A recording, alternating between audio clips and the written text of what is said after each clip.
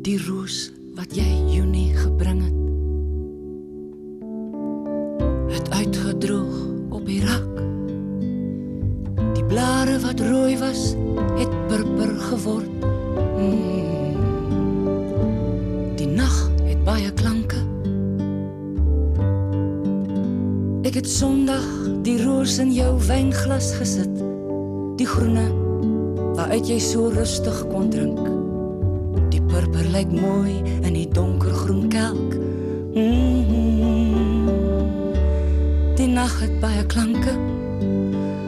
Ek hoor jou sê, bring vir my blomme terwyl ek leef. Hou niks terug nie, die lewe is kort. Deel die geheime wat jy altyd weerhou, want môre is te laat vir berou. Ek onthou nou die vuur wat jy gemaak het. Jy het amper jou hande verbrand. Ek het salf gesmeer, jou hande in myne. Die nag het baie klanke.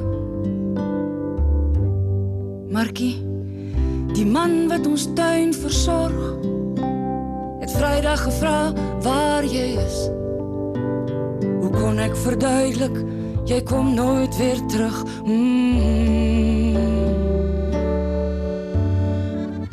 Die nag het baie klanke.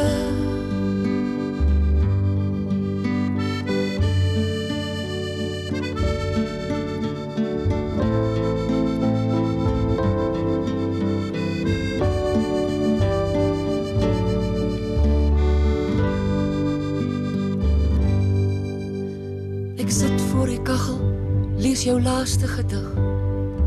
Met die opstaan besef ek, dis buiten reeds lig. Ek streel oor die roos en my duim begin bloei. Jy is nie weg nie. Kyk, hier het 'n doring gegroei. Bring vir my blomme terwyl ek leef. Hou niks terug nie, die lewe is kort.